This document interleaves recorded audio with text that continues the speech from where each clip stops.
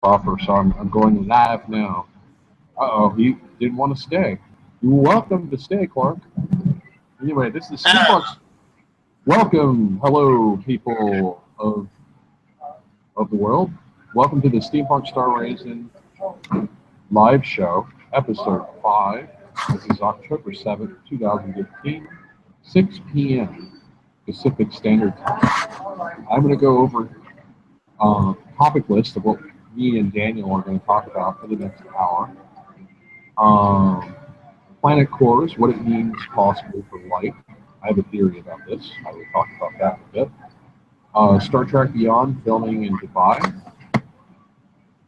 Star Wars theories, non-Earth-centric sci-fi, and Abby Martin's Empire Files. I'm a big fan of Abby Martin when she was an anchor on Russia Today, and now she works for TheRealNews.com, and she does a show called Empire Files, which she's only done one episode so far, but it's really fascinating.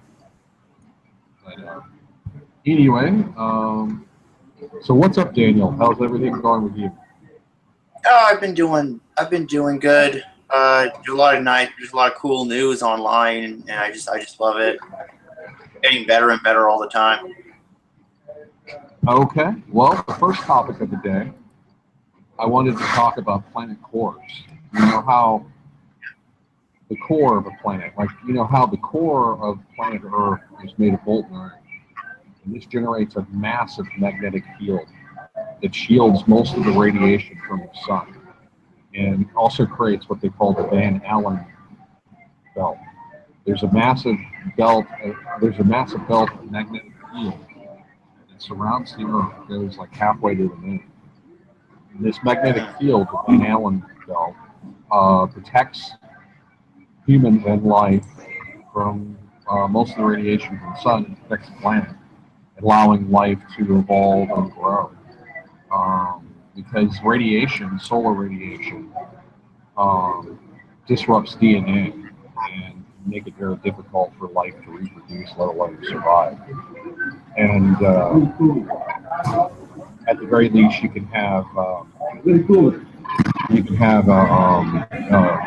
mutated DNA, which can cause all kinds of problems. Most of the time in nature, mutant genes are not a good thing. But yeah, I think it's fascinating how the science of what drives a planet's geology can be. The most important thing is the planet core. Like Jupiter is believed to have a massive iron planet core because Jupiter has a massive magnetic field. So it's another planet. But planets like Venus don't have a magnetic field, or at least no discernible magnetic field. So the planet core of Venus must be made of something else. But Venus is very geologically active, but that's probably one of the reasons why they believe that Venus does not have life on it, is because the radiation on the surface of Venus is so intense. I mean, it does have a very thick atmosphere, which would buffer some of the radiation, but it's also a very hot planet. It's got a greenhouse effect. But yeah, so I think that like in the Goldilocks zone, you know, you gotta have a planet like the third planet from the sun. You know, the Kepler telescope, which is in orbit around the sun, they have been able to, by determining the wobble of stars and by using other various methods that I can't fully explain because I'm not an astronomer or a scientist, although I have a big interest in it. But the Kepler telescope's been discovering hundreds of worlds per month, and they've discovered some other planets that are in the Goldilocks zone where they're not too hot, not too cold. Because you got like Venus is a little bit too close to this sun, so there's a lot of heat that's generated. There's a lot of heat that's generated, and it also creates a greenhouse-like effect. Most of the solar radiation that penetrates the atmosphere of Venus does not leave, so the surface is hot enough to melt lead. And then you got Mars, which doesn't have a magnetic field, no discernible magnetic field, and seems to be geologically mostly dead. Like it has extinct volcanoes on the surface, and a lot of geology that has happened in the past. There's still some evidence of some geology, but it's not as geologically active as it used to be. and Mars is a little bit too cold. I mean, humans could live on Mars, but they would need like environmental suits. They would need an environmental habitat that's pressurized, and so planet cores can have just as an important role on whether a planet has life or not, just like the Goldilocks zone. Whether as far as life as we know it, because if it's too hot, water becomes vaporized, and then you don't have water. And life as we know it requires water, and if it's too cold, then water becomes frozen ice, and you can't you have to have warm water for life as we know it to exist, or life as we know it to evolve. I mean, it's possible that other types of life might exist out there, but I think planet cores, and I think a magnetic iron core is critical for life as we know it, Earth-like life. There might be other forms of life that don't need a magnetic field to survive radiation. They may have evolved or adapted a certain way, but I mean, we'll stick with the conservative analysis, like life as we know it, like here on Earth. What's your opinion? Hopefully, I didn't give you sensory overload. What? I think that there are different kinds of life, and there is life that adapts to radiation. So you don't think that having an iron core is critical for life to exist? Well, maybe our type of life, but not like all types of life. Okay, so you feel that, okay, well, it's entirely possible. And that's why we really got to get out there. We need to go, like, it's technologically possible to go to Alpha Centauri. If we were willing to spend $50 billion on a spacecraft, we could be going 20% the speed of light. We could have gone to Alpha Centauri already. I mean, I would love to see what alien geology and alien biology looks like. But unfortunately, probably not going to happen in my lifetime, because unfortunately our society is more obsessed with the pursuit of wealth instead of the pursuit of knowledge. The pursuit of knowledge should always be more important than the pursuit of wealth. But that's something I learned from Gene Roddenberry's Star Trek. But anyway, do you have any other comments about my opinion on that before I move on to the next topic, which you will like, which is Star Trek Beyond filming in design? What kind of a core does Jupiter have? Jupiter has an iron core. From what they can tell, this is based on circumstantial evidence. You can't fly a spacecraft to the center of Jupiter, Jupiter being a gas giant, being very massive. Jupiter has an intense magnetic field, so it's believed that Jupiter also has an iron core. But you would have to. The surface is gas. It doesn't have a physical terrain that you can land on. You would have to go like hundreds of miles down to the planetary core through a spacecraft to find the iron core, and we don't really have the technology right now to build a spacecraft that could go that deep below Jupiter's surface without being crushed. Because Jupiter is massive, not just in size, but has a massive gravitational field, and any spacecraft that has actually penetrated the surface usually gets destroyed within a few minutes. Which they've sent unmanned spacecraft to Jupiter before to measure the winds and do interval analysis of the surface. Hello, somebody else is here. Welcome to the Steampunk Star Raisin Live Show. Hello, Steampunk Star Raisin Street.com. This is Annika Resident here. Okay, nice to meet you. Yeah, we're talking about planetary cores. My theory is that an iron core is critical for preserving life and allowing evolution of life on a planet. Earth has an iron core. You have the Goldilocks zone, and because you have the geology of a planet is tied to what's in the core of that planet. Like Mars doesn't have a very intense magnetic field. Probably doesn't even have a. Did you hear that they found water on Mars? I did hear about that. That is very fascinating. It actually surprised me because previously NASA had stated that the water on Mars does exist, but only as vapor or as ice. And so that's it's very fascinating that they found it. They said it's very salty water. And the salt, as people know, that the salt levels of the water lower the freezing temperature and make the water, I guess, a little bit more robust so that it doesn't vaporize as quickly. And the mystery is where's the water coming from? Is it coming from an underground cavern? Could life exist on Mars underground? I mean, I think this more than justifies the manned mission to Mars. The one problem, though, with the manned mission to Mars would be you could run into a problem where, because the human body has so many different species of bacteria. Some are critical to our survival for digestion. Some are not that critical for our survival. They're just carried on us. So if life on Mars doesn't, I'm sorry, man, I didn't mean to bore you. We were having an interesting discussion, but I'm very analytical, very nerdcore on this live show, and that's the kind of stuff I like to talk about. I've done other shows where they talk about various other topics, but I'm definitely big about science. But the problem with Mars is that we may risk accidentally introducing life on that planet that previously wasn't there before. So if we continue to send unmanned spacecraft and verify that there's life on there before we actually contaminate the planet with bacteria, then that would be interesting. Anyway, any other words that anybody else wants to say before moving on to the next topic? The next topic will be Star Trek filming in Dubai. All right. Well, they have apparently a few days ago started filming part of Star Trek Beyond in Dubai. And I'll let you take lead on that, Daniel, because you're my Star Trek expert. Well, there's not really much news. They just started filming in Dubai, and right now there's like a lot. They've actually taken a few photos of the. Well, I don't know if they're filming, but there's this really cool photo of It looks like a ship's hull.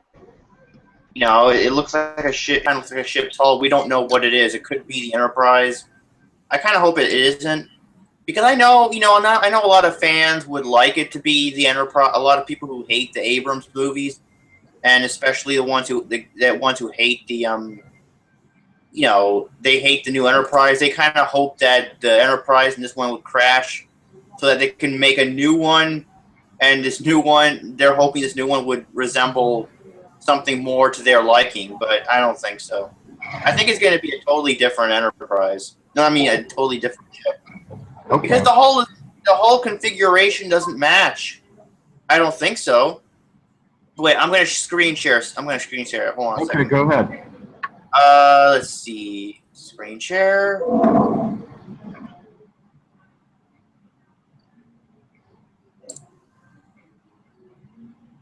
Look at this. Can you see it? Yes, I see it. This does not look like the Enterprise's hull to me. Yeah, it looks like the hull of a space station or a star base. Yes. That looks like something.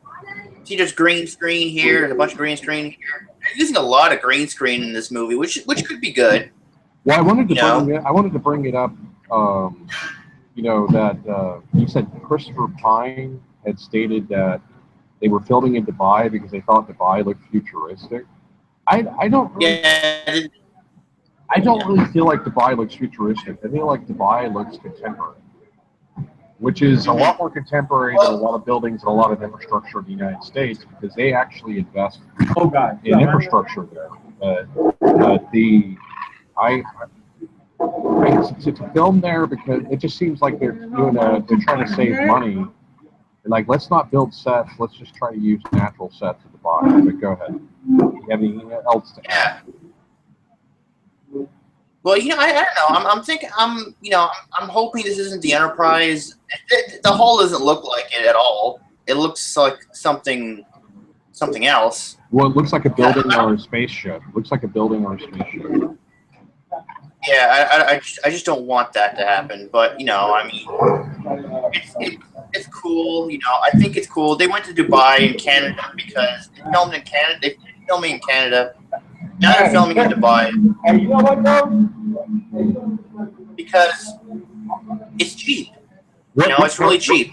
What part of Canada did they film Vancouver. in? Vancouver. Okay, they filmed other Star Trek films there. They did? Yeah, I think that's not the first time that they filmed in Canada. Labor is a little bit cheaper because of the exchange rate. The Canadian dollar is slightly less. It's a little bit cheaper. What's the rush though? But yeah, I mean, I'm not really that optimistic about Star Trek Beyond. You off camera, you and me have already talked. Are you still there, Daniel? Yep. No. Okay, off camera, me and you have talked It's about 5. that you know, I think it's going to suck because it still has Abrams attached to the project. He's still the executive producer. I don't even consider the last 2 films that Abrams directed to be truly Star Trek. It's more like Abrams fan fiction, what it feels like to me. And one could even argue that the Prime universe where Spock Prime came from might have even been a different universe than the original Prime universe. And that would explain why the Romulans and the Klingons look so radically different. Well, they explained in the comic books why they look different. They shaved their heads and then they made these tattoos that, you know, kind of resemble it. Kind of resembles their loss. It's a symbol of what they lost. So they're just guys who. Oh, go ahead.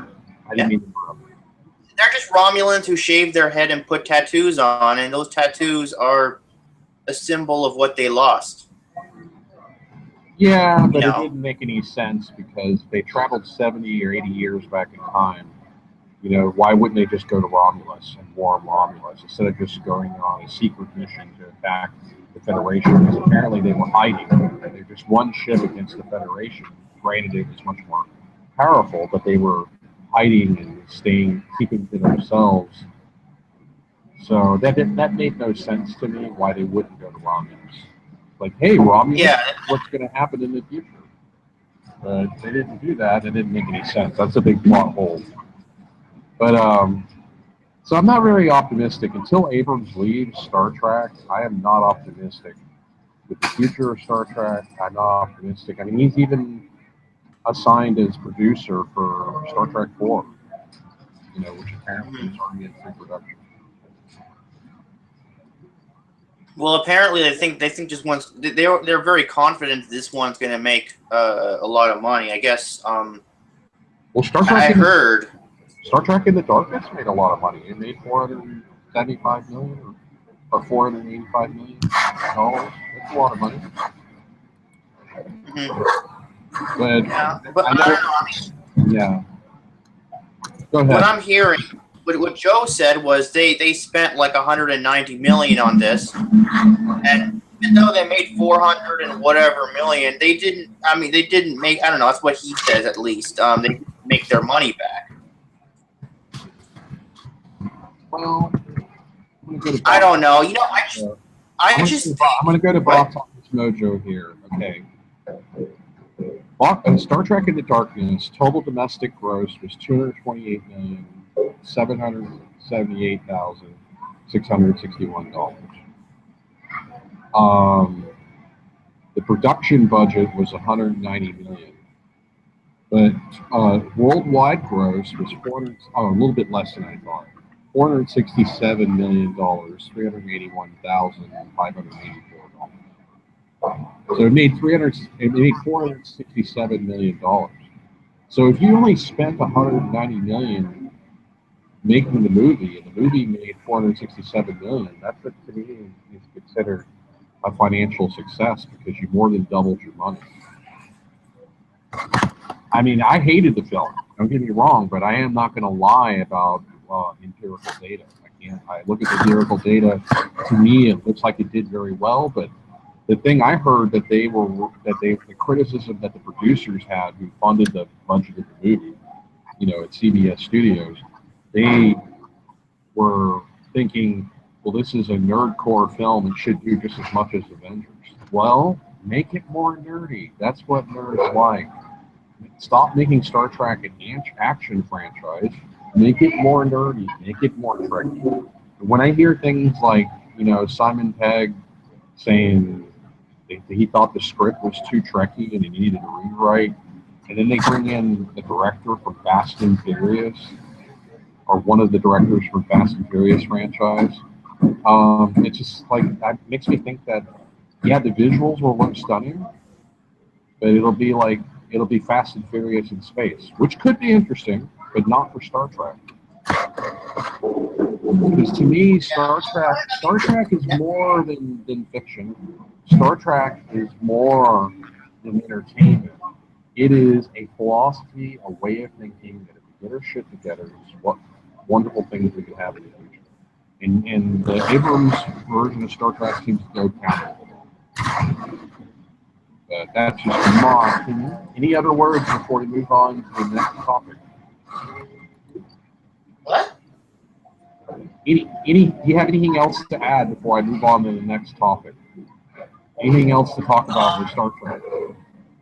Yeah, okay, 1 second. I want to bring something. Okay, the next time we're on a cast with Joe, could you mention what you mentioned here about Into Darkness?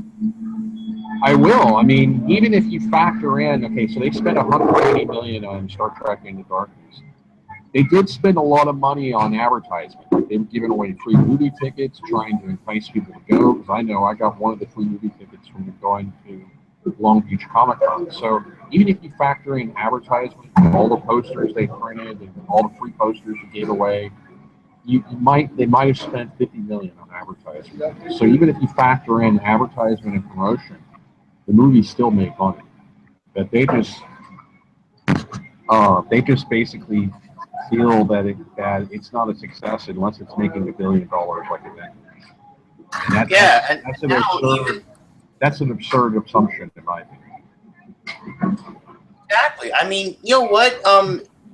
It's just corporate greed. It's just corporate greed. I mean, even the Avengers now.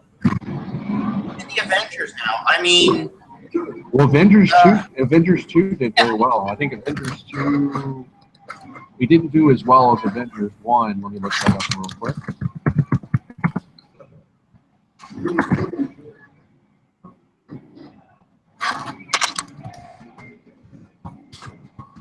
Well, that's right. It's not listed by Avengers 2. It's Age of Ultron.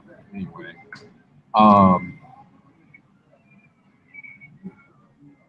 Oh. Yeah, crap. Avengers 2 or Avengers Age of Ultron almost made as much money as the original Avengers. Worldwide gross for Avengers Age of Ultron is 1.402,791,599 So it made $1.4 billion. I think the original Avengers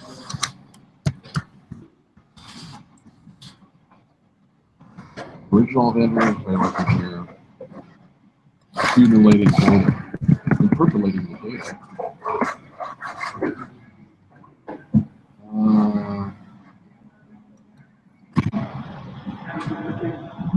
The original Avengers made $1.5 billion, so the sequel made almost as much money as the original film, which is surprising. Because I thought the story in Avengers 2 was much weaker than the original Avengers. I mean, that's not to say it wasn't a good film, but it was on the verge of being mediocre. yeah. But yeah, that's just a totally different market. Avengers versus Star Trek, and it's an unfair comparison. Anything else? Go ahead. Go ahead, Daniel. It made, Avengers made, I don't know, I heard $1,200,000,000 and they considered it a failure. You know, I think it's just corporate greed, man. I've never heard that Avengers being considered a failure. Like, I don't know, that's what Joe said. Avengers 2 is considered a failure. Yeah, but Avengers 2 made $1.4 billion. It's not a failure. They might have viewed it as a failure because it made slightly less money than the original Avengers, but it's also because the story was weaker. weaker character development, weaker story. Ultron's motivations for being evil, he just all of a sudden pops out of the woodwork and he's super evil. They didn't really have very good character development of Ultron. He was still an entertaining film. It just wasn't as good as the original game. Most sequels usually don't do as well as the original, but I definitely wouldn't consider a film that grossed $1.4 billion worldwide. Okay. But anything else to add about Star Trek news or Star Trek in Dubai before I move on to Star Wars theories? These are Star Wars theories about episode 7. I wanted to say one of the things that I'm reading something here on DS9. I wanted to show you why, to me, a lot of people like DS9. I like DS9 too. It's just not my favorite. I know, but I know a lot of people like DS9 because it was a darker story and people can relate to it much more than TNG. Well, I mean, it was a different type of story. The first 4 seasons focused more on the space station, and then they had several characters from Next Generation that they incorporated into Deep Space Nine, which led for good continuity. You felt like you were in the same universe because there was Worf, there was Chief O'Brien, and Chief O'Brien's wife. I can't remember the character's name. Yeah. And so there was characters from Next Generation that were brought over into Deep Space Nine that allowed you felt like it was in the same universe. And the story started getting darker after season 4 because season 4 is when they did the Dominion War. There was only a few episodes I had objections to. I had objection to Deep Space Nine's depiction of Section 31. I don't feel like the Federation would have such a unit in existence. That they're blatantly corrupt. They're like a CIA, KGB-like organization within the Federation, which has even been used by J.J. Abrams in Star Trek Into Darkness. But I had read something that when Gene Roddenberry was still alive, they were trying to bring some of the writers of the show were trying to bring Section 31 into Next Generation, and Gene Roddenberry was opposed to it because he basically said there would be no need for the Federation to have Section 31. Yeah. So that's what Star Trek is. It's a philosophy. It's more important than entertainment. It's more important than science fiction. It's a philosophy, a way of thinking, a way of life. It's a moral compass, a moral blueprint. Yeah. But like right here, it says here, like, can you see my screen? Mm-hmm. It says here, this is one of the reasons why, look, character flaws. It gave us flawed characters. Look, here, let's run through the cast of Deep Space Nine again. Sisko was a burned-out, grieving widower who was ready to quit Starfleet. He even had the term, I don't know what this is, to bid out Jean-Luc Picard. Mm-hmm. I got it. No, I got it. For darker and grittier. I get it. But you can sometimes take the dark and gritty a little bit too far because Star Trek, like Next Generation universe, is supposed to be a utopian future in which they sometimes interacted with societies that were dystopian. Like the Romulans were definitely dystopian society because they were basically a dictatorship. And then you had, the Klingons had evolved and became democratic and became more open-minded. And I thought that was a good thing for the Klingon Empire. I think that was a mistake. I mean, the Federation. I don't think it was. I think it made if you didn't have peace for the Klingons, you would have never had. It would have never been possible to have Worf as bridge officer. No, I know, but like, who are like? I still argue this to this day. I don't agree with this. I will never agree with this. The Federation. Go ahead. They went to the Klingons. Mm-hmm. And they wagged their finger in their face, and they were like, no, you can't conquer no more. Excuse me. No, the Klingons. Like, who the Klingons did it of their own free will. This was actually done in classic Star Trek. Before Next Generation, it was done in Star Trek 6. The Klingons, did it of their own free will because they realized that mutual self-destruction was terrible, and that if they continued on a warlike stance with the Federation, that they would destroy themselves as well as the Federation, and it's better for their society as well as the Federation society to continue on in peace. The Klingons were a metaphor. The Klingons were a metaphor for the Russians. The end of the Cold War. That's what that was a metaphor for, and I liked it. And it allowed, like, I can't remember the character's name, but Michael Dorn actually played a character in Star Trek VI. He played his own ancestor. So one of Worf's ancestors was actually pivotal in the role of being diplomatic and improving relations with the Federation and the Klingon Empire. So how quaint is that? How awesome is that? That Worf's own ancestor was the guy who actually said, "Hey, we need to, this is not fair the way we're treating these people. We need to actually pursue peace with these people." And so you actually see the seeds of the character of Worf.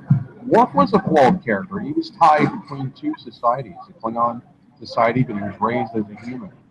So there was flawed characters in Star Trek, and Star Trek Next Generation. I mean, you had Deanna Troi was flawed because she was overly dependent on her empathic abilities, and they explored that where, when she was stripped of her abilities, she kind of acted like a spoiled child.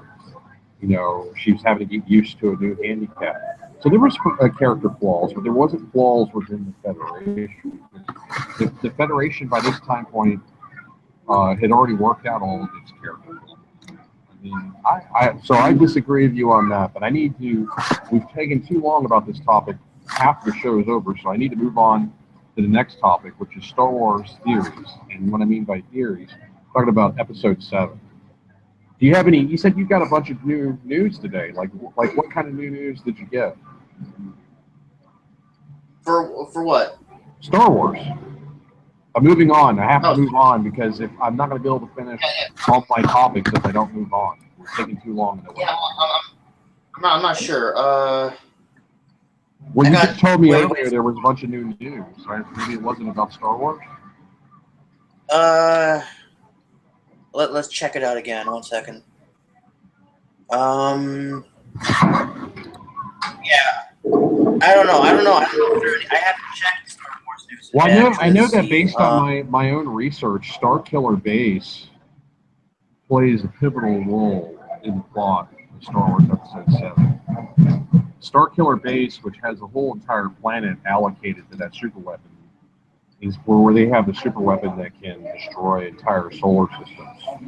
And apparently the Resistance fighting the First Order is going to be fighting a big, massive battle over Starkiller Base because it's too powerful a weapon for the First Order to have. I do kind of hate the new names. I wish they still kept with the Rebellion versus the Empire. That was so much cooler. But I understand it takes place 30 years later, so there's new political structures are formed. You have a successor state to the Empire of the First Order. And you have a successor to the Rebellion called the Resistance.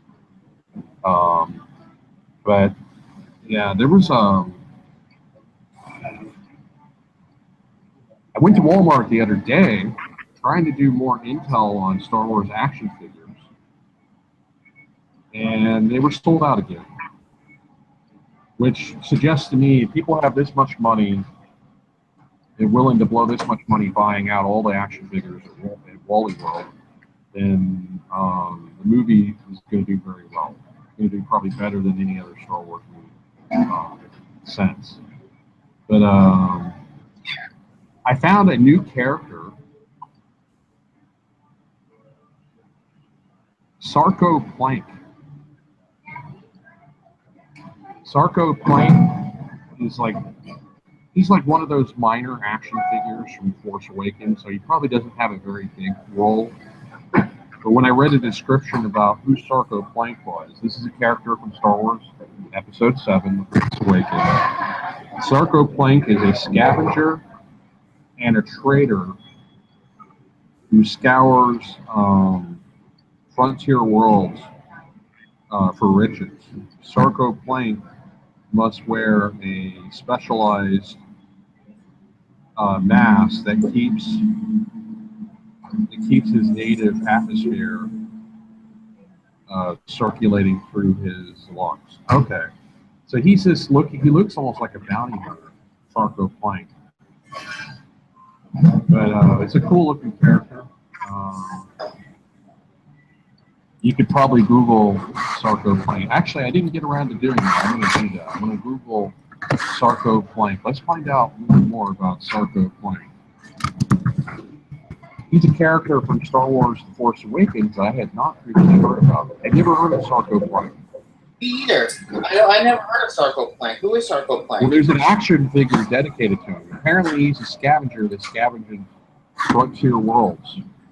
And he breathes an alien atmosphere, so he has to always wear a mask so that he can breathe his alien atmosphere through his lungs. Yeah. Oh, there's an article on StarWars.com, Sarko Plank. According to StarWars.com, this is canon, this is StarWars.com. Sarko Plank, a scavenger and trader who scours frontier world for riches. Sarko Plank must wear a specialized mask that keeps his native atmosphere circulating through his alien lungs. Okay, it's basically the same that was on the same description on the back of the action figure box. Which I used to love collecting action figures, but right now I'm really tight up money. So I just go there and I go to Walmart, and if I see an interesting action figure that they hadn't sold out of yet, I'll take a picture of it or I'll do a video on it. But yeah, so apparently, wow, and the image of Sarko Plank on StarWars.com depicts him wielding what looks like a stun baton, and he's fighting stormtroopers. So apparently, this is that the guy with the hat? He's got a helmet. He doesn't have a hat. He's got a helmet and a red cape, and he's got what looks like a stun baton. And on StarWars.com, if you type in Sarko Plank, you'll a short little tiny article. It doesn't really say much about him. So I am assuming he's a minor character. But Sarko Plank, it shows him fighting stormtroopers. So he's a supporting character, to say the least. The main characters being Finn, BB-8, Rey, Supreme Leader Snoke, Kylo Ren. Yeah. Oh, anyway, yeah. For any of you who listen to this cast later, right now I have zero viewers watching it live. Any of you who listen to this live show later, keep in mind there's going to be a lot of spoilers. I really don't give a damn. I like to know. You know, even if I love a movie, I still like knowing about it. It really doesn't ruin the entertainment for me knowing what's going to happen because it's nothing like the experience. The experience is everything. But yeah, that was my random intel of Star Wars: The Force Awakens from yesterday. I went to Wally World yesterday. That was the only action figure they had left. They had just gotten a new shipment of Star Wars Episode 7 action figures, and they just about sold out again. They only had one action figure left, and it was that guy. And I was like, how interesting. I've never heard of this character before in Star Wars. He's apparently exclusively a character from Force Awakens. So yeah, Starkiller Base is a central plot point for The Force Awakens. Kylo Ren, as we probably already know, is the son of Han Solo, Princess Leia. Princess Leia, Han Solo die. Luke Skywalker is in exile. Search for Luke Skywalker. Luke Skywalker apparently trains Finn so Finn ends up killing Kylo Ren because apparently there's going to be a new villain in Episode 8. Do you have anything else to add before I move on to the next topic? So, are you sure Kylo Ren is going to perish in this movie? Well, I'm not sure of anything. These are all rumors, but I'd say I'm about 66% sure. Yeah, because we don't hear anything about Kylo Ren in the next one. We don't hear anything, and they apparently hired an actor to play a new villain. So why would they do that? There's also a Star Wars card game, the Star Wars Force Awakens card game that got released, in which Kylo Ren's referred to as a Sith, which I found that pretty interesting. And Rey is referred to as a Jedi. So maybe Rey does become a Jedi. You know, she's got Skywalker genes. I wonder what her midichlorian count is. I love bringing up stuff that, you know, I feel like some of these Star Wars fans are little whiny babies.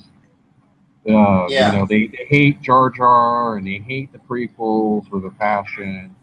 They hate midichlorian count, but I like bringing that stuff up. I hope Jar Jar is in episode 7. I hope he's in episode 7. I would like to see the character again. I would like to see where his story arc ends, because you don't really, you know, from Revenge of the Sith, he's still alive. You don't really know what happens to Jar Jar. Go ahead. What were we gonna say? I kind of agree. Oh, I kind of understand where they're coming from, because oh my god, like Anakin was kind of a whiny bitch in the second and third film. You know, he was kind of a whiny bitch, and like that explains his turning to the dark side, because he was a whiny bitch. I mean, he was like he was a perfect person who didn't have emotional difficulties. He could not deal with loss. Anakin Skywalker could not deal with loss. He had a hard time dealing with death. He had a hard enough time dealing with his mother's death.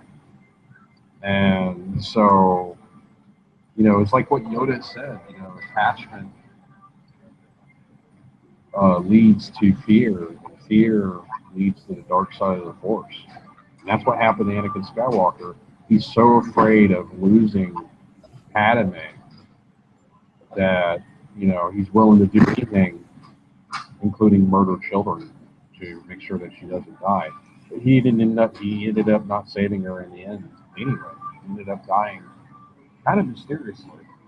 I mean, I know he had first choked her, but apparently when she was in the medical lab and the droid was actually delivering her babies, she was still fine. You know, the force choke didn't actually kill her; it just rendered her unconscious. And the droid even seemed to question, you know, it seemed mysterious that she just all of a sudden died. A little bit of a plot hole there, but not too bad of a one. yeah. Anything else to add to Star Wars theories, Daniel, before I move on to the next topic, which will be non-Earth centric sci-fi deals with Nope. I don't think of. Not sure right now.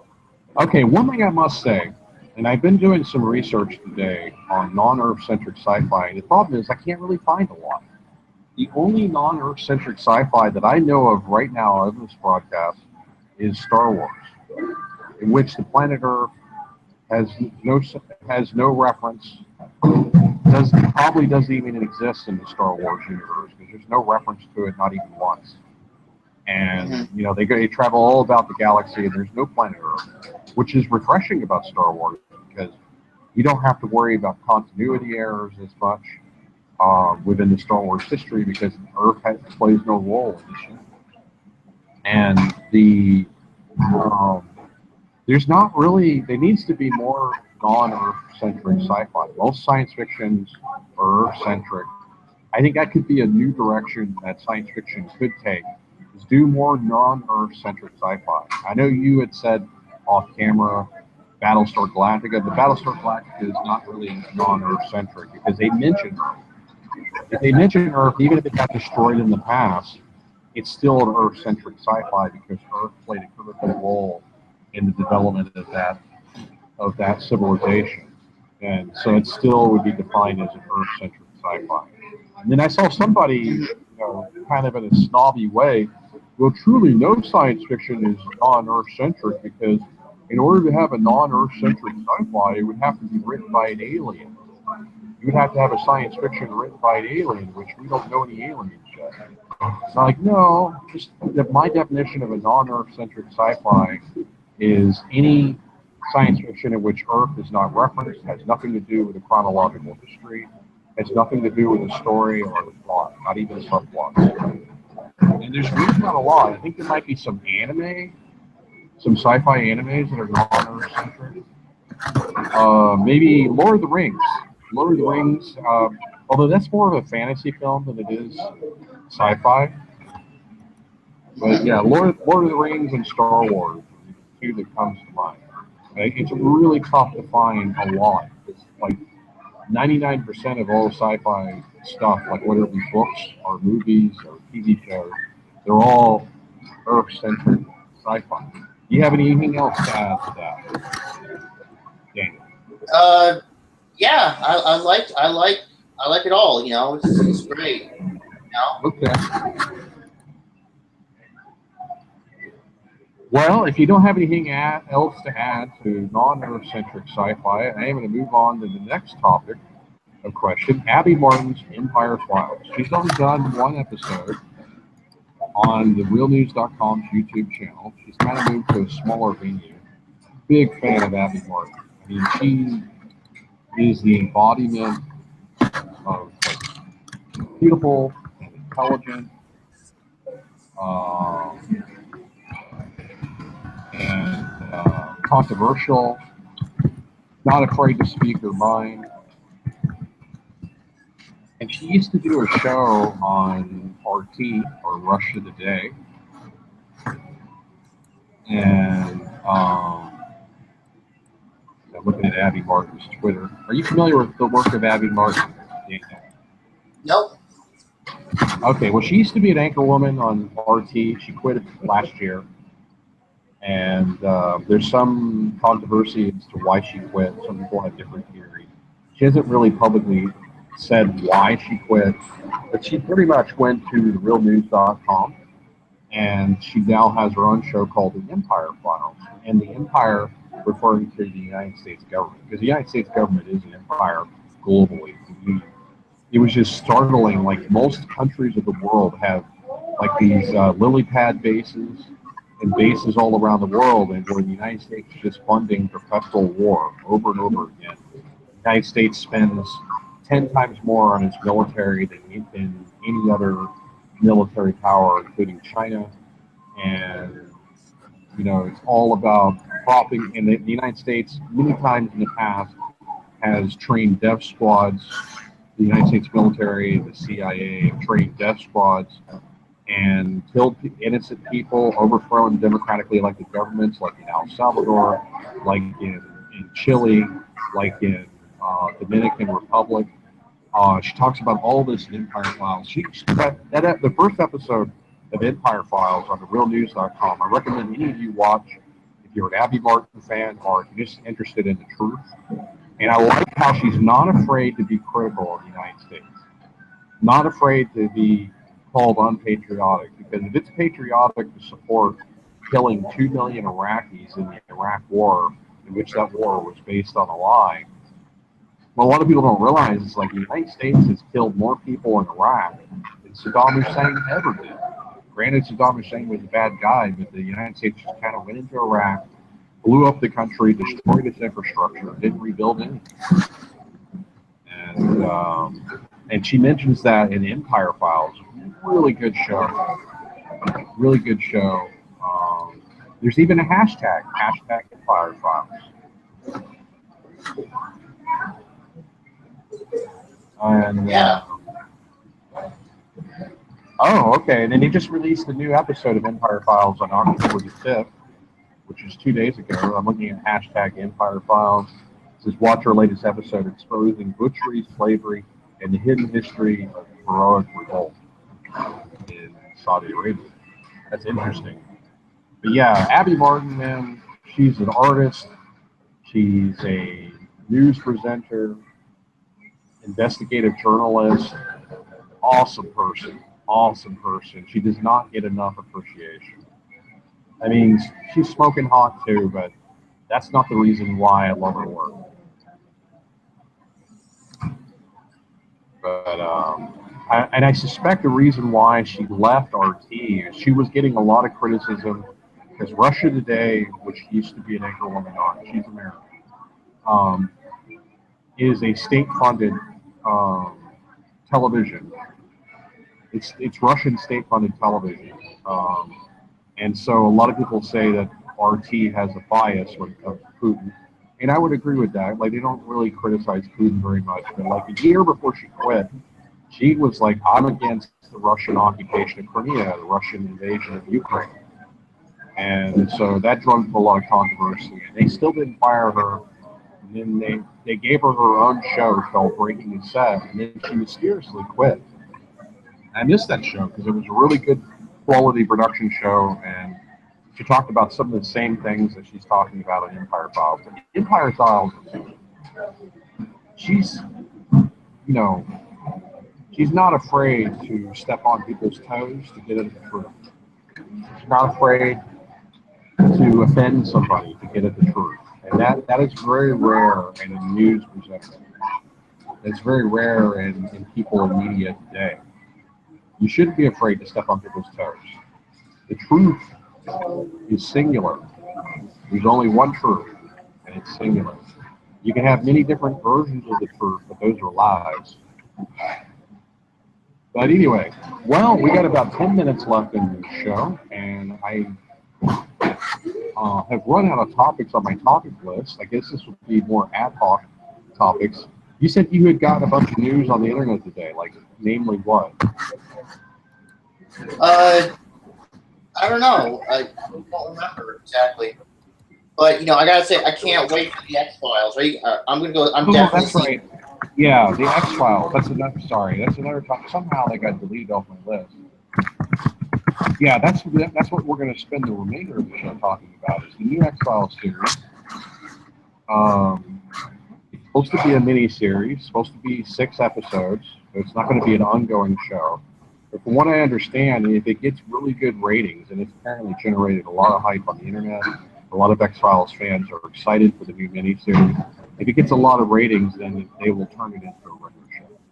Kind of like what they did with Battlestar Galactica. With the new Battlestar Galactica, they did a mini-series first, and then they turned it into a regular ongoing show because it got really good ratings. Did you have anything to add about the X-Files show? Yeah. Apparently, there's going to be a UFO. I think they're going to the miniseries is going to be Alien Return. The alien that they were trying to colonize the Earth in the previous series are back now. Oh, okay. But I just don't get it how Mulder and Scully single-handedly stopped an alien invasion. This doesn't make any sense to me. I mean, 2 people versus aliens? Come on. Well, I don't know. X-Files had a lot of criticism. I haven't watched every episode of X-Files, but I was a casual fan of the show, but I wasn't like some people who had to watch every episode. But X-Files, they had like a government conspiracy plot line going on, which they stopped midway through the show, and they abandoned that. And there was a lot of like subplots in the show that were never resolved, and a lot of plot. So I do know maybe they could stop an alien invasion by exposing the truth and getting people ready to prepare for it. Maybe that's how. Because knowledge is power, my friend. Knowledge is power. Yeah. But I mean, don't they like the aliens? Just think about it. At our current level of technology, we're getting better and better all the time, right? And just think about at their level of technology, they must get better. They probably get better they get even more better. I don't know how to explain it, but yeah, I mean, wouldn't they have technology to burn our Earth like a cinder or something? Well, it depends on the alien race. It depends on the alien race. Yeah. I mean, it depends. You're talking about a very broad, vague topic. Unless you have I know it depends on the race, but like, I mean, if they're interstellar, wouldn't they be like miles of like light years Possibly, but Well, us. the problem is that that high-end technology, they would be out on a limb. They'd be like one starship versus the entire planet Earth. And it would probably take them a very long time to reach Earth. So their supply lines would be long and extended. I'm just talking about in real life. Real life alien invasion. Their supply lines would probably be long and extended. And there would be a good chance that Earth could resist. And the only way that an alien invasion could succeed is if they were able to set up bases at a foothold. They were able to set up a foothold on Earth and then renew their resources, have renewable resources, and possibly. It just depends. You're talking about a very complicated analysis when it comes to a potential alien invasion. Yeah. What was the news that you got on the internet? You said you had all kinds of news today. I'm not sure. You're not sure? Yeah, I don't remember. Oh.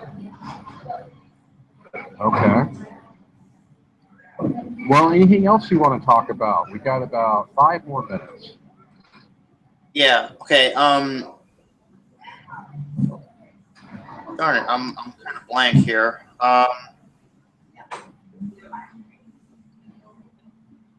Yeah. So I can't wait for X-Files to come back. Everything's coming back. Married with Children, X-Files, everything is coming. Married with Children's coming back? I hadn't heard about that. Yeah. Everything is coming back. Everything. It's I know. I guess they're really going on. They're really bankrupt for ideas. They just want to recycle the same old crap. Well, I mean, Married with Children was an entertaining show. Yeah. It was funny. I like the dark and twisted humor of Married with Children. It was really fun. It was really fun. I mean, I just thought it was hilarious. I mean, what made it so hilarious was they were horrible to each other. They were horrible to everybody else. I mean, the wife Peggy, she was like stealing from the husband. She was cheating on the husband. The husband was cheating on the wife. The son was a pervert. The daughter was a whore. And they were horrible to each other and horrible to everybody else. They beat up Alan Thicke, for example. Wow. They beat up Alan Thicke. And, I would say the daughter was a whore. She just was misbehaved. No, she was like having sex with everybody in town, and like even the brother was like suggesting. It's a little bit of a sexist double standard. I mean, a guy can have sex with many women. He's considered a stud, and if a woman does the same, she's considered a whore. It's an unfair double standard. Yeah. So there was a lot of sin in that comedy, which made it funny. Okay. Because it was kind of like they were kind of acting badly and everything. Flawed characters, exactly. But that's why when I watch that comedy was hilarious. That's why when I watch shows like All in the Family, I know that was a show from the '60s. You can't really compare it. It was so everybody was so nice. I mean, the wife wasn't. I've never seen that show. All in the Family. Never saw it. It was like the exact opposite. Everybody was like peas in a pod. Everybody was so happy, and I just didn't like that show. I mean, and then when I watched ever watch Everybody Loves Raymond? No, I have never seen it. Like that show is the exact opposite, also of Married with Children. Everybody, it's like a nice, happy little family, and there's no fun in that. You know what I mean? There's no fun in that. I don't understand why people like that show so much. There's no fun. That's just me, Like I have a certain sense of humor, and it's just I like Married with Children, and I think it's awesome. No, I'm not saying I enjoyed it. It was entertaining. Yeah, that's what made it. That's why the extremely flawed character. Exactly. That's why it's like also that's what I was saying. Like, okay, one of the things I want to say is, first of all, that's why we need to wrap up in 20 seconds. We need to wrap up. That's why I like.